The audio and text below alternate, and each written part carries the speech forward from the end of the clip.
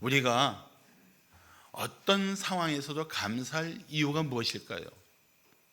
감사할 이유를 우리 삶의 상황이나 조건, 어떤 이 세상 속에서 찾지 말고 정말 우리가 감사할 이유를 찾는다면 누구 때문에 감사해야 할까요?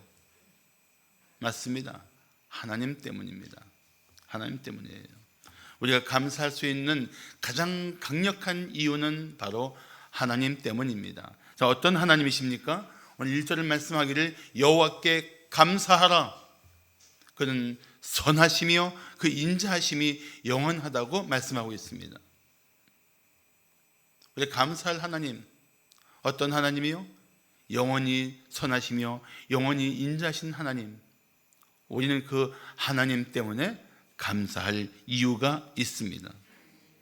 그래서 시편 106편 1절도 말씀하기를 할렐루야 여호와께 감사하라 그는 선하시며 그 인자하심이 영원함이로다라고 말씀하고 있습니다. 사랑하는 성도 여러분, 진실로 하나님은 지극히 선하시며 인자하신 하나님이심을 믿습니까? 아멘. 하나님의 선하심과 인자하심을 믿는다면 우리는 그 하나님께 감사하지 않을 수 없습니다. 지난 날들을 한번 생각해 보십시오. 원망할 세월이 더 많습니까? 후회할 일들이 더 많습니까? 서러운 날들이 더 많았습니까? 그런 마음을 가지고 있다면 오늘 우리는 감사하기가 쉽지 않을 것입니다. 그런데도 불구하고 인생의 광야길을 방황하면서 살던 내게 하나님이 베풀어 주신 그 은혜들을 하나씩 찾아낸다면, 하나씩 기억해낸다면 우리는 다시 하나님께 감사하게 될 것입니다.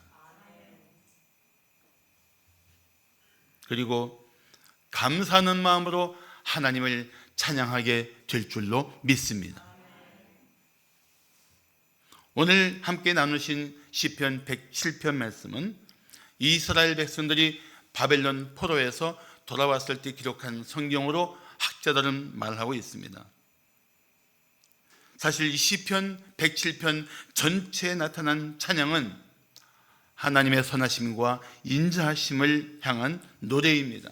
말 그대로 감사하는 마음으로 부르는 찬송입니다. 그래서 데이빗 딕슨은 시편 107편을 감사하는 인생의 노래라고 표현했습니다. 감사하는 인생의 노래. 특별히 시편 107편에는 여호와의 인자하심과 인생에게 행하신 기적으로 말미암아 그를 찬송할지로다 하는 말씀이 4번이나 반복되고 있습니다. 한번 따라 하실까요? 여호와의 인자하심과 인생에게 행하신 기적으로 말미암아 여호와를 찬송할지로다. 아멘. 우리에게 베푸신 은혜를 우리가 깨닫는다면 우리는 이렇게 주님을 찬양하지 않을 수 없습니다. 자, 방황하던 길에서 하나님께 부르짖을 때 어떤 은혜를 베푸실까요? 지난 날에도 그렇게 하셨고 지금도 그렇게 하시고 계시고 이후로도 그렇게 하실 텐데, 방황하는 길에서 하나님께 부르짖을 때 하나님께서 어떤 은혜를 베풀어 주실까요? 첫째, 고통에서 건져 주십니다. 아멘. 고통에서 건져 주세요. 사실 우리가 고통 가운데 있을 때 우리가 얼마나 하나님을 신뢰하는지 알 수가 있습니다. 당신이 스스로 헤어나올 수 없는 고통 가운데 있을 때 당신이 제일 먼저 생각하는 분이 누구입니까? 제일 의지하고 싶은 분이 누구이십니까? 이분은 분명히 나를 이 고통에서 건질 수 있다고 마음을 다해서 의지하는 분이 누구이십니까? 그분이 하나님이십니다. 믿음으로 사는 성도는 누구보다 하나님께 부르짖습니다. 하나님을 신뢰하는 성도는 누구보다 하나님을 의지합니다. 다시 강조하지만 우리가 의지하는 하나님, 우리가 부르짖어 구하는 하나님은 그 선하심과 인자하심이 영원하신 하나님이십니다. 오늘 4절과 5절을 보시면 그들이 광야 사막길에서 방황하며 거주할 성읍을 찾지 못하고 줄이고 목이 말라 그들의 영혼이 그들 안에서 피곤하였다고 말하고 있습니다. 광야 사막길, 방황할 수밖에 없는 길, 그 길에서 그들은 줄이고 목이 마르고 피곤했습니다.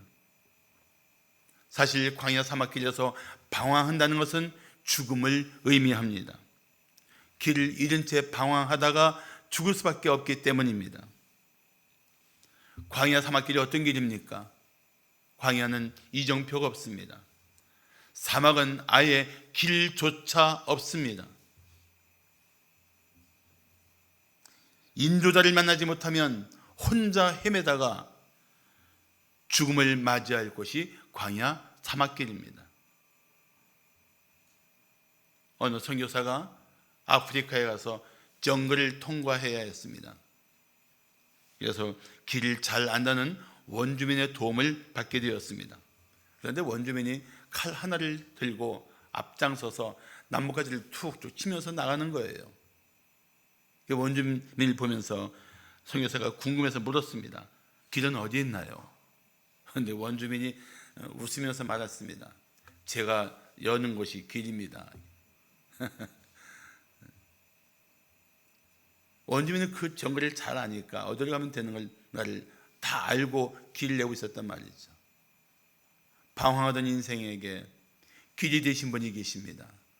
방황하는 인생에게 길을 열어주시는 분이 계십니다. 갈 곳을 찾지 못하 헤매는 영혼들에게 길을 열어주시는 분이 계십니다. 하나님이십니다. 하나님이세요. 우리가 방황하는 자리에서 다시 길을 열어주시고 그 길로 행하게 하시는 하나님의 은혜가 없이는 우리는 방황하던 삶의 자리를 벗어날 수가 없습니다.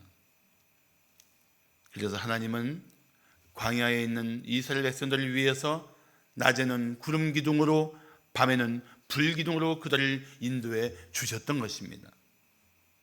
낮에 구름 기둥은 뜨거운 떼약볕 밑에서 그늘을 만들어 주었고, 밤에 불 기둥은 냉혹할 만큼 추운 날씨에 그들을 녹여주는 따뜻한 품이 되었습니다. 그렇게 하나님께서 이스라엘 백성들을 광야에서 인도해 주셨단 말이죠. 오늘 인생의 광야길을 걷는 우리들에게도 그런 하나님의 인도하심이 있다면 우리는 어떤 상황에서도 주님이 열어주신 그 길로 나가게 될 줄로 믿습니다. 광야에서도 떠들면서도 하나님의 은혜를 누렸던 다윗은 이렇게 고백했습니다. 여호와를 경외하는 자 누구냐? 그가 택할 길을 그에게 가르치시리로다. 누가 가르치신다고요? 하나님이.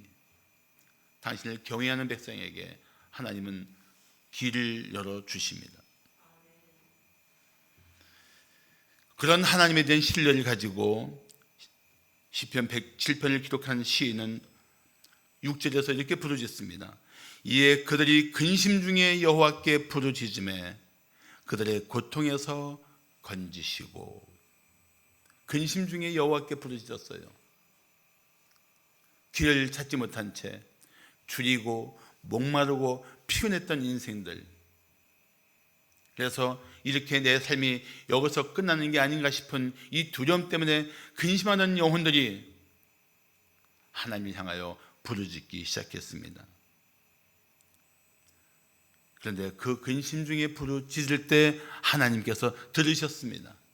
그리고 고통에서 건져 주셨습니다. 사랑하는 성도 여러분, 우리가 지금까지 살면서 이런 은혜를 한두 번 겪었습니까? 저는 숱한 그 은혜 속에 살아왔다고 생각합니다. 이루다 셀 수 없는 은혜 속에 우리가 고통 가운데서 부르짖을 때, 근심 중에 부르짖을 때 들으시고 도우신 주님의 손길을 힘입어 살아왔다고 저는 믿습니다. 그 은혜가 없이는 살 수 없었던 인생들에게 베풀어 주신 그 도움을 힘입어 살아왔다고 믿습니다. 그러므로 근심할 상황은 절대로 절망할 상황이 아닙니다. 하나님께 부르짖으면 놀라운 역전극이 일어날 것입니다. 근심 중에 계십니까? 부르짖어 기도하십시오. 당신을 그 고통에서 능히 건지시는 하나님만 의지하고 부르짖어 기도하십시오. 절대 포기하지 말고 하나님께서 그 역사를 일으키실 때까지 부르짖어 기도하십시오. 하나님이 반드시 하실 것입니다. 왜요? 하나님은 인자하심과 선하심이 영원하신 분이기 때문입니다. 그래서 시편 34편 6절을 말씀하기를 이 곤관자가 부르짖음에 여호와께서 들으시고 그의 모든 환난에서 구원하셨다고 말씀하고 있습니다. 사랑하는 성도 여러분, 고통 중에 부르짖을 때마다 들으시고 건져주시는 하나님께 감사하며 찬양하시기를 축복합니다. 자, 방황하던 길에서 하나님께 부르짖을 때 어떤 은혜를 베푸실까요? 둘째, 바른 길로 인도하십니다. 바른 길로 인도하시는 거예요.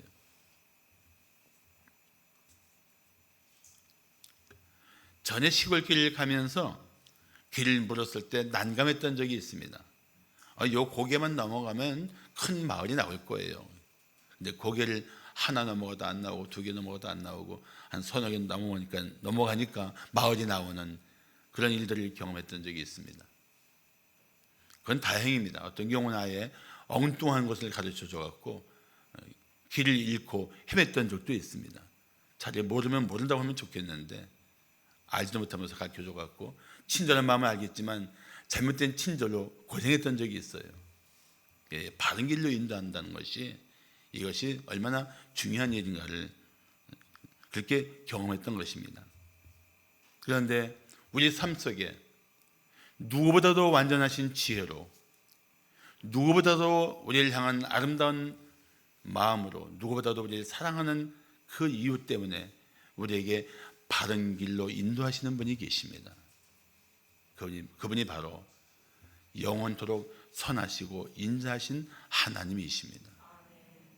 그 사실이 얼마나 감사한 일입니까? 그렇게 나를 바른 길로 인도하시는 하나님이 계시다는 사실이 얼마나 든든한 일입니까? 그런 복을 누리면서 우리가 어떻게 감사하지 않을 수 있습니까? 심지어 우리가 잘못된 계획을 붙들고 잘못된 고집을 부려도 하나님은 반드시 우리를 하나님이 기뻐하시는 길로 인도해 주시고 계십니다. 그래서 잠언 16장 9절은 말씀하기를 사람이 마음으로 자기의 길을 계획할지라도 그의 걸음을 인도하시는 이는 여호와시라고 말씀하고 있습니다. 우리의 잘못된 계획대로 살지 않도록 우리를 지켜주고 계신 것입니다. 그래서 우리는 이런 기도를 해야 합니다. 주님, 오늘도 제가 갈 길을 밝혀 주옵소서. 제가 행할 길을 깨우쳐 주옵소서. 그렇게 날마다 주님의 인도를 구하며 주님을 힘입어 살아간다면, 그렇게 날마다 주님을 의지하여 주님과 동행한다면 우리의 걸음은 매우 복될 줄로 믿습니다. 하나님이 이렇게 하실 겁니다. 오늘 7절 말씀하기를 또 바른 길로 인도하사, 고통에서 건져주실 뿐만 아니라 이젠 바른 길로 인도하게 하십니다. 건져주시면 끝났을까요? 또 방황할 수 있잖아요. 광야 사막길에서 건져주셨는데 그것만 가지고는 우리가 살아갈 수 있는 힘이 없지 않습니까? 그런데 하나님께서 고통에서 건져주신 후에 거기서 멈추지 않고 우리를 바른 길로 인도하여 주십니다. 우리가 길 안내를 받았을 때 제일 먼저 하는 인상은 무엇입니까? 감사합니다. 물론 내비게이터가 아니고 내비게이션에 있는 여자에게는 감사하다는 말을 한 번도 안 해봤지만 사실 바른 길로 인도해 주는 게 얼마나 감사해요. 감사합니다. 우리도 주님 앞에 그렇게 날마다 주님의 인도하심을 감사하며 살아야 할 것입니다. 오늘 하나님께서는 우리를 고통에서 건져주실 뿐만 아니라 바른 길로 인도하신다고 말씀하고 있습니다. 하나님의 인도를 받는 성도는 하나님이 보여주신 은혜를 깨닫고 살아야 합니다. 그래서 8절 말씀하기를 여호와의 인자하심과 인생에게 행하신 기적으로 말미암아 그를 찬송할지로다라고 말씀하고 있습니다. 하나님이 인자하심으로 나를 바른 길로 걷게 하셨구나. 이 바른 길로 걷도록 때마다 나에게 놀라운 일을 나타내 주셨구나. 기적까지 베풀어 주시면서 내가 바른 길로 걷도록 나를 붙들고 계셨구나. 이 사실을 알게 된다면 어떻게 그 하나님께 감사하지 않을 수 있겠습니까? 감사해야죠. 정말 감사해야죠. 우리를 바른 길로 인도하시는 하나님의 인자하심을 잊지 마십시오. 하나님이 우리를 위해 행하신 크고 작은 손길들을, 곧 하나님이 우리를 위해 보여주신 기적들을 잊지 마십시오. 그러면 우리는 세월 갈수록 우리를 바른 길로 인도하시는 하나님을 찬양하게 될 것입니다. 오늘 새 찬송가 384장 1절의 가사를 다시 한번 볼까요? 나의 갈 길 다 가도록 예수 인도하시니 내 주 안에 있는 그 길 어찌 의심하리요. 나를 인도하시는 그 길을 내가 어떻게 의심할 수 있겠어요? 그 안에 긍휼이 충만한데, 나를 향한 하나님의 선하심과 인자하심이 있는 그 하나님께서 이끌어 가시는 길인데, 믿음으로 사는 자는 하늘 위로 받겠네. 무슨 일을 만나든지 만사형통하리라. 이렇게 찬송하며 살아가는 삶이 되어야 할 것입니다. 자, 방황하던 길에서 하나님께 부르짖을 때 어떤 은혜를 베푸실까요? 셋째, 거할 곳에 이르게 하십니다. 사실 오늘 이 성경 본문은 3단계를 말해주고 있습니다. 고통 속에서 건져주시고 바른 길로 인도해 주시고 마침내 우리를 향한 하나님의 목적지에 도달하게 하신다는 거예요. 누가? 선하시고 인자하신 하나님께서. 누구에게? 나에게. 할렐루야. 그래서 우리가 부르짖을 때 하나님께서 어떤 은혜를 베푸시는가? 세 번째, 거할 곳에 이르게 하십니다. 저 어릴 때 아버지께서 장난감 로봇을 사주셨습니다. 그 당시에 그게 매우 귀한 것이었습니다. 근데 그때 장난감은 태엽을 감아서 놓으면 걸어가는 그런 수준의 로봇이었습니다. 그래서 나는 로봇을 위해서 집을 하나 만들어 놓고 로봇이 그 집으로 들어가도록 이렇게 방향을 딱 맞춰 놓고 태엽을 잔뜩 감은 후에 놨습니다. 그랬더니 이게 가긴 갔는데 자꾸 비뚤어 가는 거예요. 제가 어떻게 했겠습니까? 손으로 툭 쳐줘서 방향 잡아주고, 또 금방 삐뚤어지면 또 툭 잡아서 방향 잡아주고, 들어갈 때까지 툭툭 쳐주면서 그 집에 무사히 들어갈 때까지 저는 계속 손으로 쳐줬어야 됐습니다. 그리고 그 집에 들어갔을 때 저는 외쳤습니다. 잘했어, 드디어 왔구나. 우리 삶이 그렇습니다. 생각해 보니까 우리 삶이 그래요. 하나님이 인도하시는 길을 벗어나 방황을 할 때가 있습니다. 하나님이 인도하시는 길을 벗어나 내 잘못된 계획대로 욕심대로 살다가 광야 사막길에 빠질 때가 있습니다. 그래서 방황하는 거예요. 영적인 방황, 이것은 하나님과 관계가 약해지거나 끊어졌을 때 필이 나타나는 현상입니다. 방황한단 말이죠. 그래서 하나님께서 우리에게 고난을 주십니다. 다른 말로 사랑의 매를 드십니다. 툭툭 쳐주시는 거예요. 무엇을 위해서? 방향 잡아주시는 거예요. 우리가 행할 길로 나가도록, 하나님이 예비하시는 바른 길로 걷도록 우리를 도우시는 거예요. 툭툭 쳐주시는 거예요. 제가 그때만 도 어릴 때 성품이 좋아서 그런지 탁 쳐서 넘어뜨리지 않았어요. 아예 못 일어나니까 툭툭 쳐줬어요. 하나님은 선하심과 인자심이 영원하신 하나님은 우리를 결코 고통스럽게 하는 것이 목적이 아니라 바른 길로, 하나님이 예비하신 길로 걷도록 도우시고 계신 것입니다.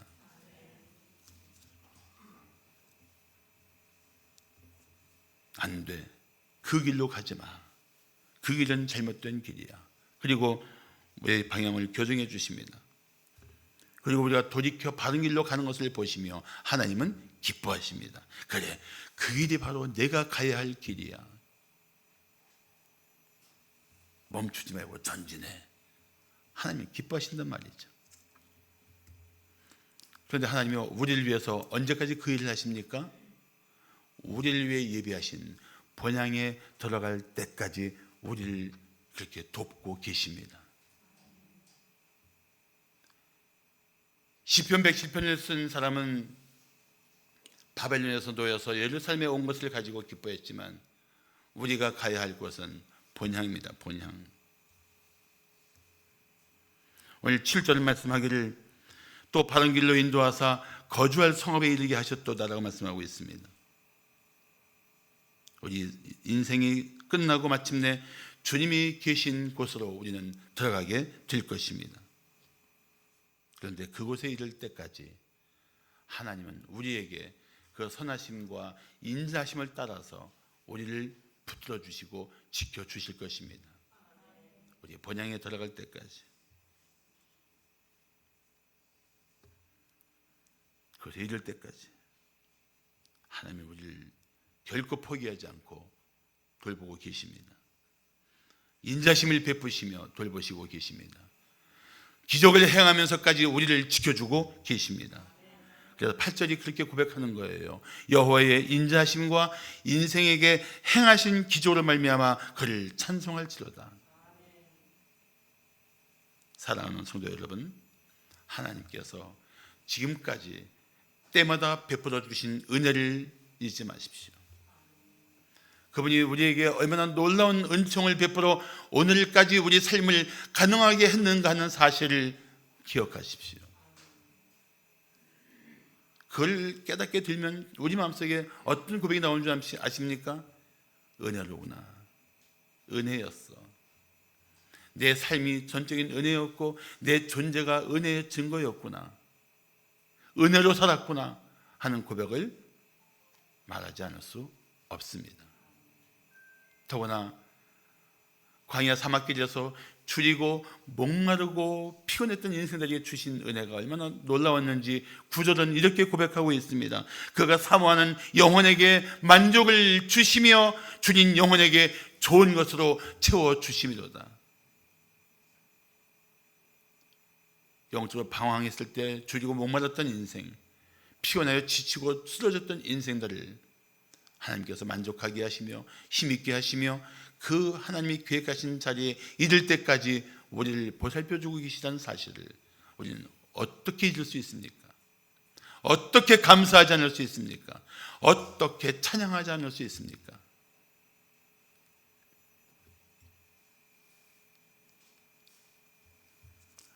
CBS 라디오에 박종호의 가스펠 아워라는 프로그램이 있었습니다. 토요일 날은 내 인생을 바꾼 가스펠이라는 시간에 청취자들이 사연을 담아서 이제 보내주면 그걸 읽어주는 시간이 있었습니다. 그때 이동희 형제가 사연을 보냈습니다. 그가 사연을 가지고 그가 보낸 사연을 가지고 제목을 붙였는데 제목이 이랬습니다. 방황의 끝에서 다시 만난 하나님. 이동희 형제는 사업하시는 아버지를 따라서 중국에 갔습니다. 거기서도 교회를 다녔는데 중국에 너무 신기한 게 많고 보고 놀 곳이 너무 많다 보니까 유혹에 빠져서 결국 점점 교회를 소홀히 하게 되었습니다. 찬양팀에서 봉사하다가 그것도 빠져나오고 점점 세상 즐거움에 빠지게 되었습니다. 밤늦게 들어오면 걱정 어린 눈빛으로 바라보는 엄마를 무시하고 자기 방에 들어가서 방문을 쾅 닫고 잠갔습니다.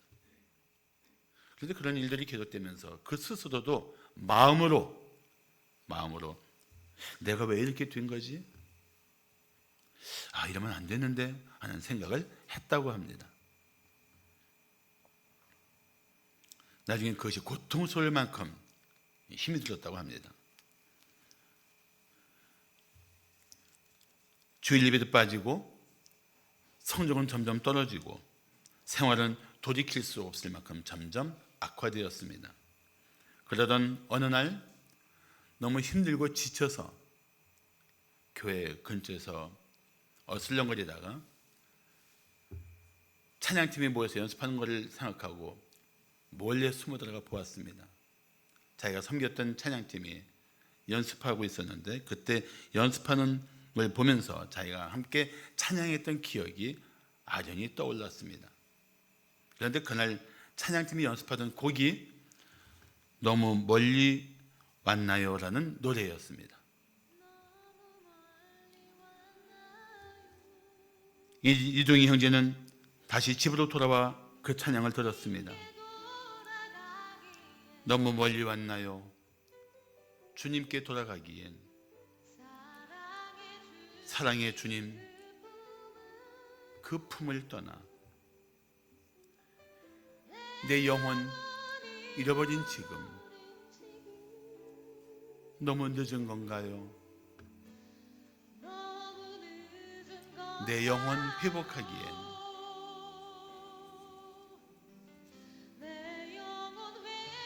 수많은 죄악 속에 갇혀서 주님을 잃어버린 지금 하지만 내 영혼 주님 기다려요. 변함없는 주님의 사랑을 내 모습 이대로 죽게 돌아가요. 나의 손을 잡아 주소서. 다시 주님의 얼굴 내 영혼 볼 수 있도록 나를 구원하소서. 다시 주의 임재 가운데 내 영혼 설 수 있도록. 지금 백뮤직으로 나오는 찬송입니다.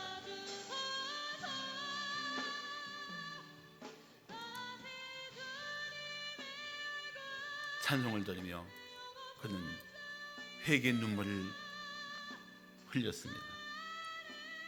그리고 그는 부르짖어 기도하기 시작했습니다. 주님을 떠나서 방탕의 늪에 빠져 헤매던 그의 인생 1년이 지났을 때 시점입니다. 이동희 형제는 그의 간증을 이렇게 마쳤습니다. 지금은 나의 방황이 끝난 것에 감사할 뿐이다. 내가 더 멀리 가기 전에 붙들어 주시고 기회를 주신 하나님께 감사드립니다. 하나님을 더 의지할 수 있는 믿음을 주셔서 감사드린다.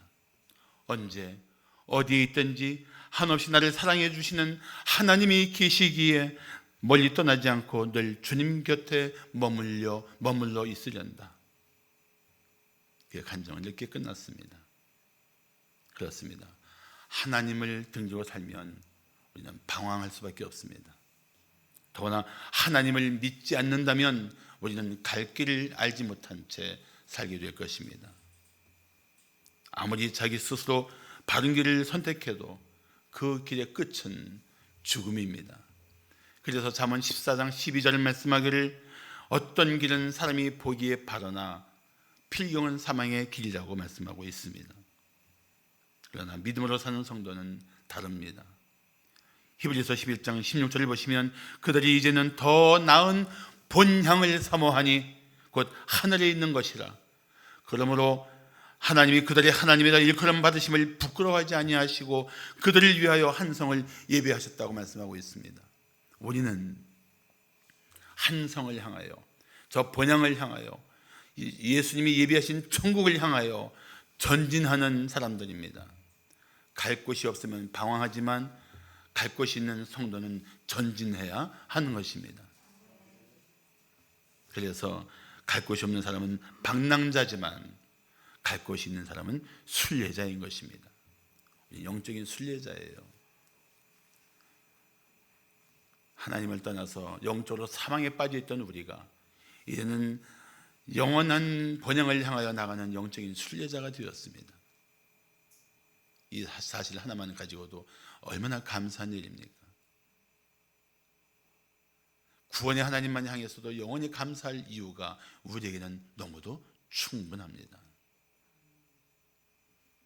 사랑하는 성도 여러분, 우리 모두 사랑의 순례자가 되어야 합니다. 영적 순례자가 되어야 합니다.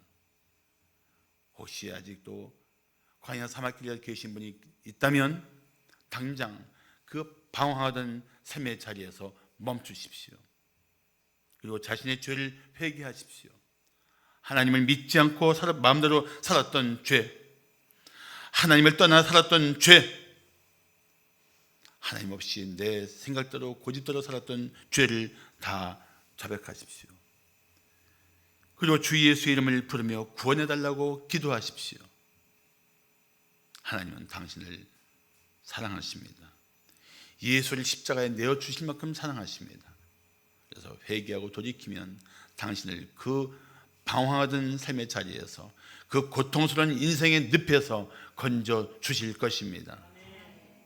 그리고 당신을 위해서 날마다 때마다 인도해 주실 것입니다. 주님이 예비하신 본향, 저 천국에 이를 때까지 당신을 돌보시며 이끌어 주실 것입니다. 그 은혜 속에 살면서 순례자가 되는 것이 얼마나 놀라운 은혜 속에 살고 있는지를 깨닫고 날마다 감사하며 찬양하는 우리 성도들의 삶이 되기를 축복합니다. 기도하겠습니다.